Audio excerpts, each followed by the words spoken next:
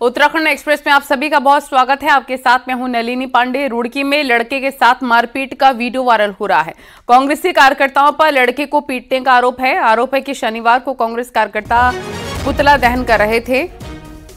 इसी दौरान लड़के को किसी बात को लेकर विवाद हुआ, जिसके बाद लड़के की पिटाई कर दी गई।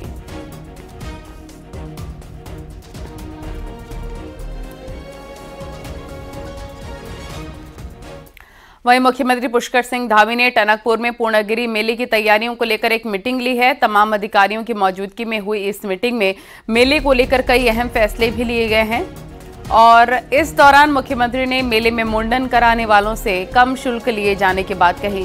साथ ही उन्होंने बनबसा कैनाल में 1000 लोगों के रुकने की व्यवस्था करने के निर्देश दिए। इसके अलावा सीएम ने शारदा और बूम घाट पर नियमित रूप से सांस्कृतिक संध्या आयोजित करने की बात भी कही। मुख्यमंत्री पुष्कर सिंह धामी ने पूर्णगिरी मेला क्षेत्र में अस्थायी की जगह स्थायी व्यवस्था करने के निर्देश भी अधिकारियों को दिए हैं।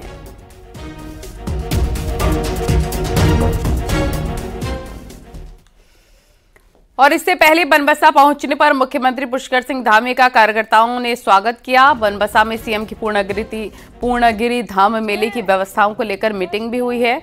वहीं बनबसा में महिला ने अलग अंदाज में सीएम का स्वागत किया। चला ओ छोना टूक कह दिया है कि पार्टी में रहना है तो अनुशासन और पार्टी लाइन में रहना होगा। देहरादून में कई नेताओं को तलब किया गया था, जिसमें हिदायत भी मिली तो जो गुरु मंत्र हैं वो भी दिए गए। देखिए रिपोर्ट।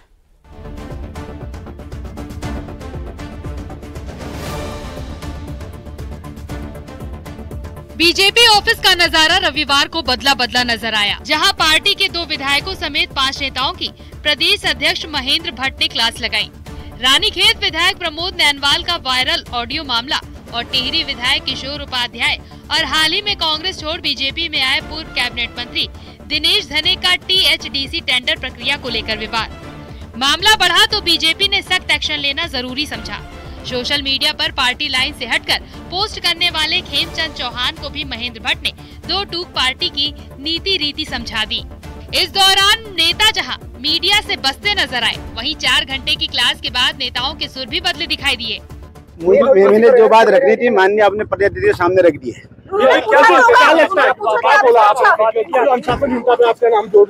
मैंने कहीं कोई अनुसंधान नहीं है। बस क्या कहना चाहेंगे सर, जो ये मामला सामने आया उसको लेकर आपको क्या पहले?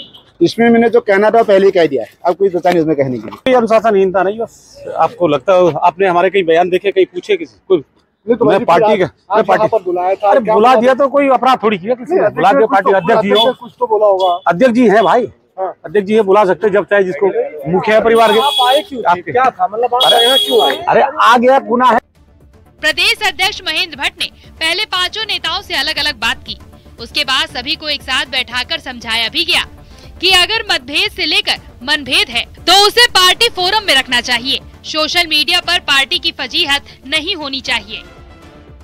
इस तरीके से कोई ये कम कार्रवाई होगी कि बातचीत करके सब आगे से बोल दो कुछ नहीं करेंगे, ऐसे विषय नहीं चलेंगे पार्टी के अंदर। उन्होंने ये भी बोला है कि हमने इससे पहले भी गाय बगाए आपके समक्ष भी, पार्टी के समक्ष भी मामले उठाए हैं। खेमचंद जी भी ये बात बोलते हुए नजर आए, लेकिन उस तरीके से नहीं कोई नहीं लिया गया। कोई विषय नहीं था। विषय आज ही चर्चा हुई, उनको किस रूप में किससे कहा वो विषय बताएंगे। मेरे से क्यों आज बात हुई, पार्टी के अध्यक्ष होने के नाते मुझे उनसे जो बात कहनी थी मैंने उनसे की है और उनको भी लगा है कि पार्टी फोरम में विषय आने से समाधान निकलते हैं। पार्टी में जिस तरह से बैक टू बैक 2 मामले सामने आए, उसके बाद बीजेपी संगठन 5 नेताओं से नाराज है और सभी की क्लास लगाकर सख्त मैसेज देने की कोशिश में है, ताकि पार्टी लाइन से हटकर काम करने वाले पहले ही सबक देख लें। न्यूज़ 18 के लिए देहरादून से भारती सकलानी की रिपोर्ट। और खबर चमोली से, जहां पर द्रोणागिरी में आए बर्फीले तूफान में कई घरों की छत उड़ गई। वहीं बर्फीले तूफान के चलते पैदल रास्ता भी बर्बाद हो गया। इलाके में भारी नुकसान की भी खबर आ रही है। द्रोणागिरी इलाके में रहने वाले लोग सर्दियों में निचले इलाकों में आते हैं और अप्रैल मई की शुरुआत में द्रोणागिरी पहुंचते हैं। ग्रामीण द्रोणागिरी पहुंचे तो यहां तूफान में हुए नुकसान का पता चला। पिछले कई दिनों से मौसम खराब चल रहा है। लगातार ऊंचाई वाले इलाकों में बर्फबारी हो रही है। यहां करीब 2 फीट तक ताज़ा बर्फ गिर चुकी है। बर्फीले तूफान की वजह से घरों में रखे परंपरागत बीज, सामान, कपड़े और खाद्य सामग्री भी खराब हो चुकी है।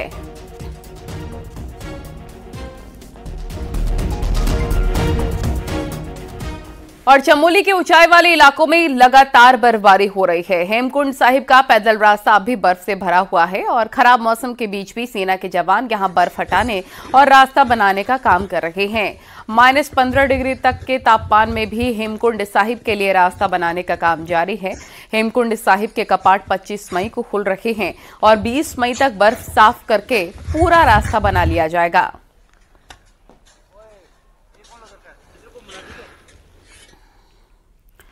और उत्तराखंड में जंगल की आग बेकाबू होती जा रही है। बागेश्वर में तो जंगलों की आग अब आबादी तक पहुंचने लग गई है और जंगल की आग में मैग्नेसाइट फैक्ट्री ऑफिस जलकर खाक हो गया है।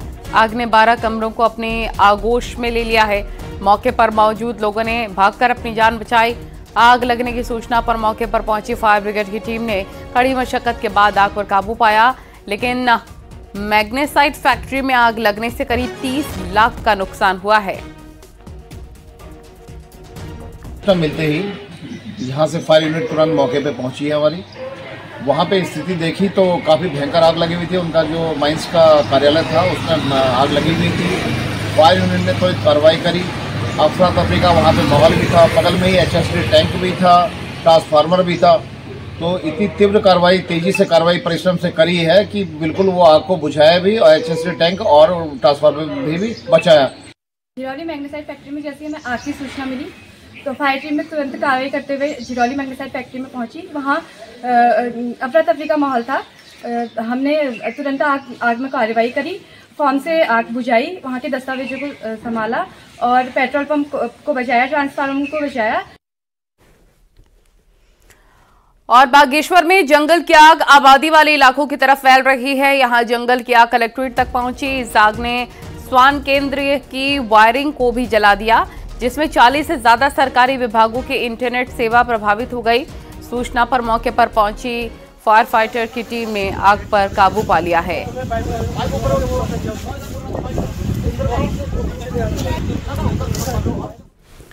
उत्तराखंड के जंगलों में आग से कोई राहत मिलती नजर नहीं आ रही है। पौड़ी में भी जंगल की आग विकराल रूप ले चुकी है।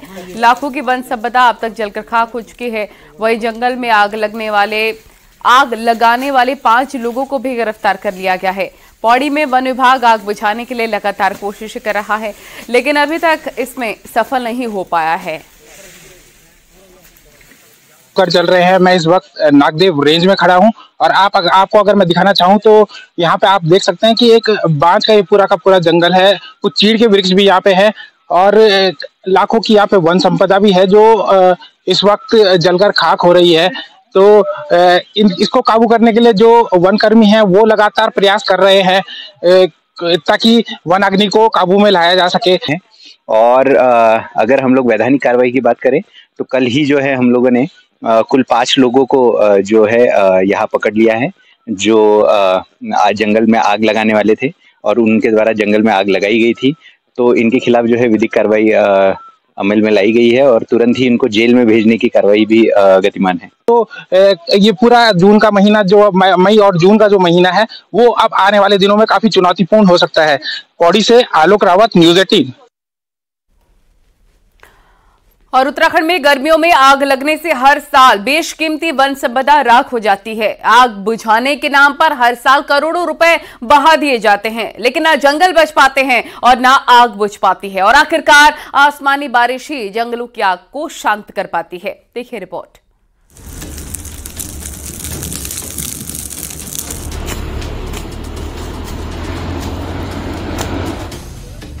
उत्तराखंड में जंगलों की आग इतनी भीषण हो चुकी है कि नैनीताल में एयरफोर्स को MI-17 की मदद लेनी पड़ी।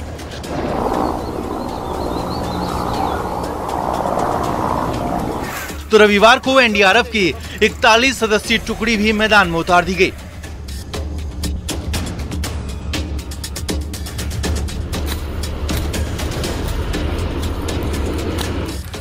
रविवार तक 606 घटनाओं में 750 हेक्टेयर से ज्यादा एरिया आग की चपेट में आ चुका था। बावजूद इसके जंगल लगातार धधक रहे हैं। सवाल है कि जंबो जेट फौज वाला वन विभाग जंगलों को आग से बचाने में नाकाम क्यों हो जाता है। पूर्व वन मंत्री नवप्रभात का कहना है कि जंगलों की आग हेलीकॉप्टर से नहीं बुझती, फायर लाइन काटने और फायर कंट्रोल बर्निंग जैसे ब्रिटिश कालीन तरीके ही इसमें कारगर हो सकते हैं, जिससे वन विभाग ने करीब करीब किनारा कर लिया है। हेलीकॉप्टर की टेक्निक उन देशों में काम आती है जहां ग्राउंड फायर लगती है, जो पेड़ों के ऊपर लगती है। हमारे यहाँ चूंकि ग्राउंड फायर लगती है, इसलिए हमारे यहाँ एक लंबी रिसर्च के बाद ये एस्टेब्लिश है कि ब्रिटिश पीरियड से जो दो तरीके थे, एक फायर लाइन बनाने का तरीका और एक प्रिवेंटिव बर्निंग करने का तरीका, यही दो तरीके कारीगर हैं। गांव वालों को पहले से वन जंगलों में अधिकार दिए थे, वो अधिकार भी इन्होंने छीन लिए।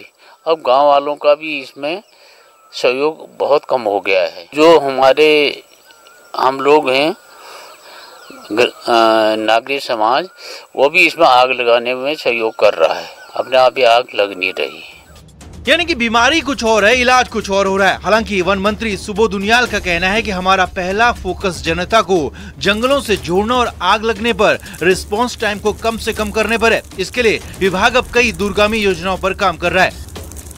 जन सहभागिता को हम सर्वोपरि मानते हुए साथ ही साथ हमने ये भी निर्णय लिया था और जिस पर हम आगे बढ़ रहे हैं कि ऐसे स्थान जहाँ पर आग लगने की फ्रीक्वेंसी ज्यादा है, वहाँ पर हम लोग रेन वाटर हार्वेस्टिंग टैंक्स बना रहे हैं, ताकि उस पर्टिकुलर इलाके में जो वेस्टर्न लिविंग जमीन का बढ़ जाएगा तो आग बढ़ने की गति भी कम हो जाएगी।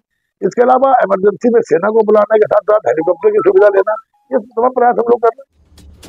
जंगल की आग से हर साल भारी नुकसान होता है। 2014 से अभी तक 17 लोग इसमें अपनी जान गंवा चुके हैं, तो 74 लोग आग की चपेट में आकर झुलस चुके हैं।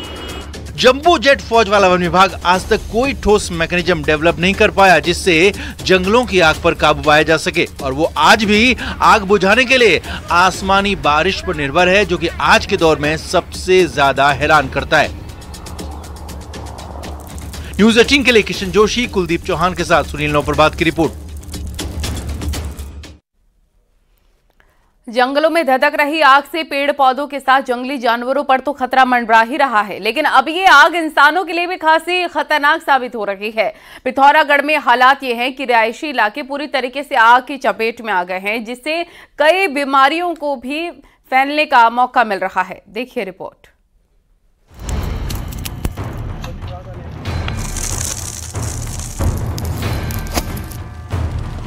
पहाड़ों में हफ्ते भर से जंगल आग में धधक रहे हैं। हालात इस कदर बेकाबू हो गए हैं कि हर तरफ आग ही आग नजर आ रही है। लगातार फैल रही आग पर काबू पाने की कोशिशें भी कारगर साबित होती दिखाई नहीं दे रही।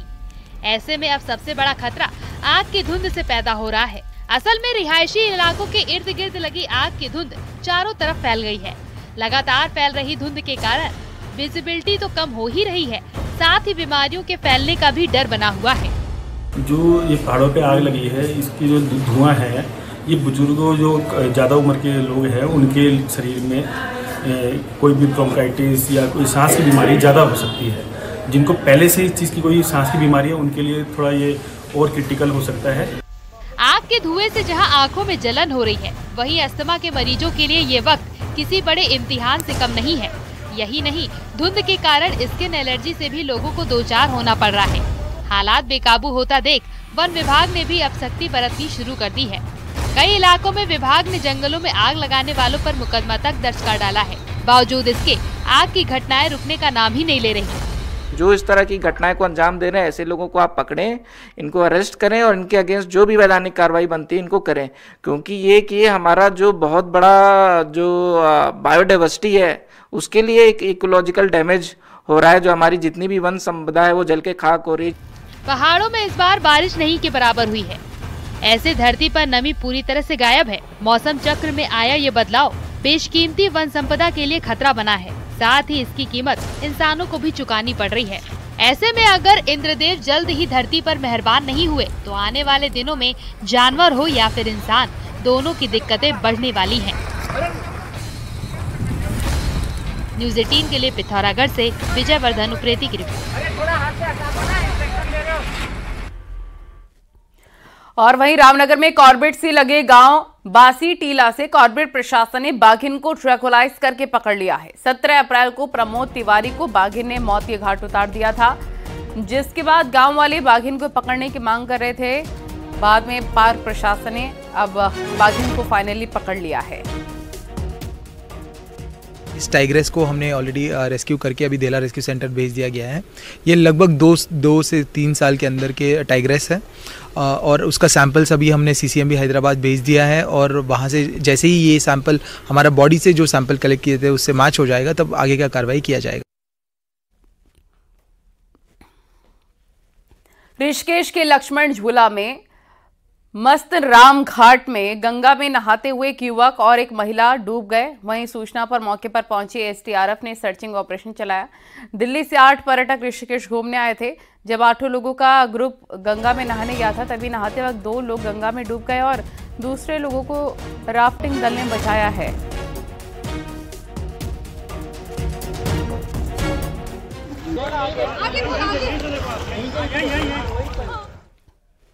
और अब आपको दिखाते हैं पहाड़ टॉप 10 न्यूज रफ्तार अंदाज में। टिहरी में सभी स्कूलों में स्टूडेंट को सेल्फ डिफेंस के तहत ताइक्वांडो की ट्रेनिंग दी जा रही है, जिसमें सरकारी और प्राइवेट स्कूलों के स्टूडेंट्स शामिल हैं। कोटद्वार के कई इलाके इन दिनों पेयजल संकट से जूझ रहे हैं। पेयजल संकट से परेशान लोगों ने जल संस्थान का घेराव किया है। पौड़ी जिले की पुलिस चारधाम यात्रा रूट पर उन गाड़ियों पर इस बार अपनी पैनी नजर रखेगी जिसमें मॉडिफाइड साइलेंसर लगाकर ध्वनि प्रदूषण किया जाता है। रुद्रप्रयाग जिले के प्रसिद्ध कार्तिक स्वामी मंदिर में 15 मई को भव्य 108 बालमपुरी शंख पूजा और हवन कार्यक्रम आयोजित किए जा रहे हैं। डीएम ने तैयारियों का जायजा लिया।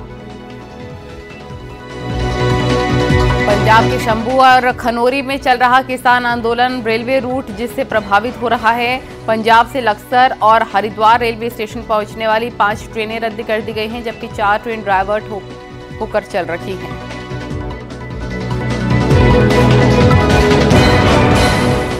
हरिद्वार में गुरु रविदास विश्व महापीठ के राष्ट्रीय अध्यक्ष और पूर्व बीजेपी विधायक सुरेश राठौर ने भारत जोड़ो सनातन जोड़ो अभियान की शुरुआत की। अल्मोड़ा में भी कई जंगल आग से खाक हो गए हैं। वहीं 250 से ज्यादा क्रूज स्टेशन जिले में बनाए गए हैं और इन्हें कंट्रोल करने के लिए एक मास्टर कंट्रोल रूम बनाया गया है। टिहरी के सिलारी गांव के पास एक कार हादसे का शिकार हुई, इसमें 4 लोग घायल हो गए।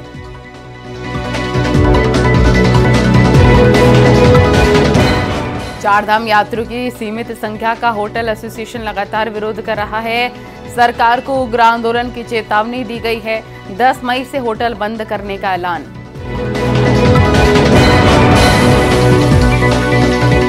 अल्मोड़ा में नए चुने गए उद्योग व्यापार मंडल पदाधिकारियों का शपथ ग्रहण हुआ। इसमें व्यापारियों के हितों को आगे रखने की बात कही गई।